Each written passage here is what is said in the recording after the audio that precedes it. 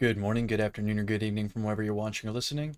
My name is Caleb Glick. I'm a lawyer here in Texas with the Calhoun School of Law to bring you a lot of information plenty of bad folks would rather you not have. Today's lecture, we're going to be doing an installation into our U.S. Constitutional Amendment series going on number 19. So if you haven't gone back and watched 1 through 18, I would encourage you to do so. Go ahead and pause this one. Go watch those because I'm sure it goes without saying, understanding all of the amendments, including Articles 1 through 10 of the Bill of Rights, and the entire U.S. Constitution is going to be absolutely imperative for when, not if, this ever-growing hostile lawfare state comes to harass you, family, or your property, that you'll be able to, with this information, fend off any sort of attacks, any sort of barrages levied against you, your loved ones, or your hard-earned property. Okay, so we're not going to pause any further on the screen. We're just going to jump over to the U.S. Constitution. And if you don't have a paper copy and digital copy of the U.S. Constitution, please pause right now and go get you a copy in both formats, just in case you can't access one or the other for whatever reason. So today we're going on number 19, and this one's probably going to ruffle some feathers, but we tell the truth, tentative veritas. We are bound to the truth regardless who it offends or who classifies the truth as being manic. I'm actually kind of excited to talk about this one because I'm seeing a movement growing in favor of repealing the 19th Amendment. The 19th Amendment, of course, being women's suffrage. So, the 19th Amendment passed by Congress on June 4th, 1919, and ratified August 18th, 1920, says, the right of the citizens of the United States, which isn't defined anywhere in the U.S. Constitution. You're only a citizen of your state, and your state is a member of the United States of America. That is the universal understanding of the Founding Fathers. If you want more receipts on that, I will gladly provide them. The right of citizens of the United States to vote shall not be denied or abridged by the United States or by any state on account of sex. Congress shall have power to enforce this article by appropriate legislation. Okay, a number of problems here. The U.S. Constitution doesn't determine what a citizen of the United States is. And here's a really good question to ask yourself to prove that principle. The Texas Constitution defines who a Texan is. It's anyone within the political, geopolitical boundaries of the state of Texas. Same thing with Missouri, same thing with a Kentuckian. We know where a Texan comes from. We know where an Alaskan comes from. Where does an American come from? Because there's actually two separate continents that both contain the name America. You have North America and South America. Are you a citizen? Are you a U.S. citizen or are you an American? Because an American implies that you're just a resident within a citizen of these geopolitical areas that are aligned or labeled America. Some may say I'm splitting hairs, but I mean this is determining the jurisdictions and the bounds of these governing documents. So this is not a feeble matter to take lightly. This is who has jurisdiction over you. Which laws do you obey? So because the Constitution doesn't define what a citizen of the United States is, it's impossible to determine who actually is under the jurisdiction of the 19th Amendment. Second to that, I would encourage you all right now, look up Philis Schlafly. Philis, Philis, Schlafly, Schlafly.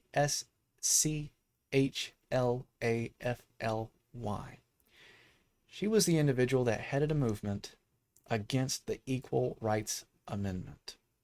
The Equal Rights Amendment was something pushed by individuals like Betty Friedan in the 60s or 70s, somewhere in that timeline, requiring businesses, by constitutional amendment, by the way, something that the U.S. Constitution, the U.S. government has absolutely no authority in doing, would require businesses not to discriminate in pay, work time, anything like that. Discriminate based on sex.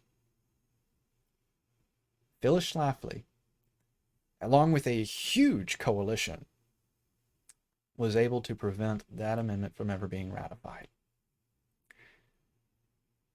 She was a little too young to have known what was going on. She may have not even been born yet. She hadn't been born yet when the 19th Amendment was being considered, but many a times, many occasions, She spoke out against women having the right to vote. And she explained the reason for it isn't because she's a sexist, isn't because she hates women, isn't because she wants to enslave women. It's because with the delicate and intricate nature of women, one, inherently, they are completely free in their own home. If you want to know just how much political authority a woman has, read into what Abigail Adams wrote to John Adams, second president of the United States of America, foundational founding father. Read the letters between Abigail Adams and John Adams and just see how subjugated Abigail was. Women, especially when they're married, have a lot of political sway, even without the 19th Amendment. But what Schlafly was saying is women are free in their home. Because of their delicate and intricate nature, they are always going to favor policies that grow government, that grow security rather than liberty. And when you do that, when you prefer security over freedom and liberty, you're going against the very crux, the very purpose the United States of America, the U.S. Constitution, the U.S. Declaration of Independence, the Articles of Confederation, all of it was ever construed, was ever constructed. So because of their innate nature, because of the female's innate nature, of course they're going to vote for security, regardless what the U.S. Constitution says, because right now they feel like their life is being threatened. So right now it has to be secured.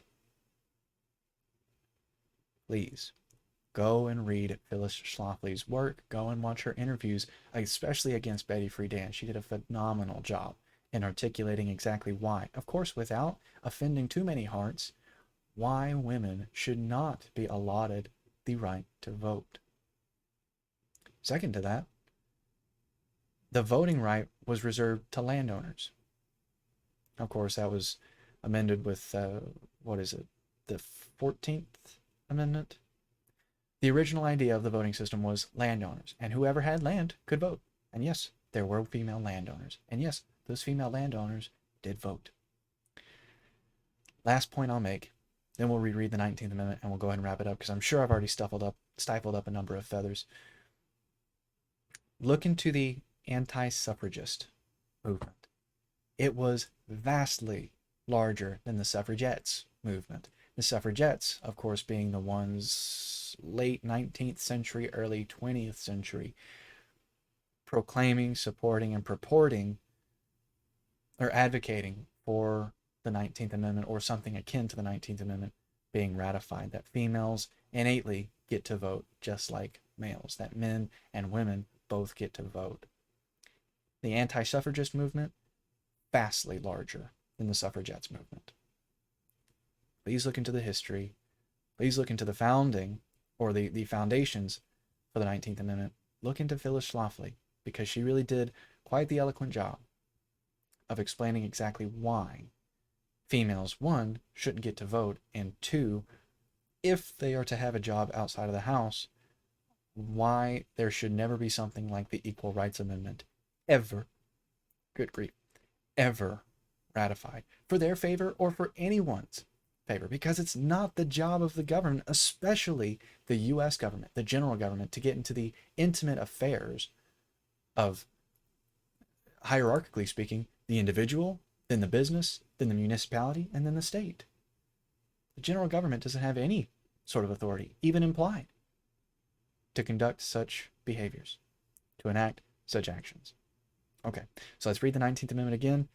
Please stir over this, read over this, because this could be, if this were to get repealed, and the reason I said I was excited at the beginning of this lecture is because I'm seeing a development from classical women, from more traditionalist women, echoing, copying the same statements, the same claims, not only Philis Schlafly made, but the anti-suffragists made. All of the predictions that Philis Schlafly and the anti-suffragists made in regard to female voting, in regard to females having even more political power than the power that was expressly demonstrated with females like Abigail Adams, came to fruition. Regardless what the U.S. Constitution says, more security was installed.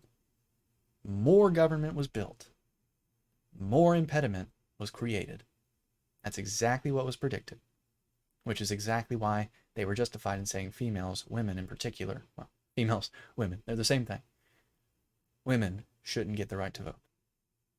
Okay, that's all I'll say on that subject. 19th Amendment. Passed by Congress June 4th, 1919, ratified August 18th, 1920.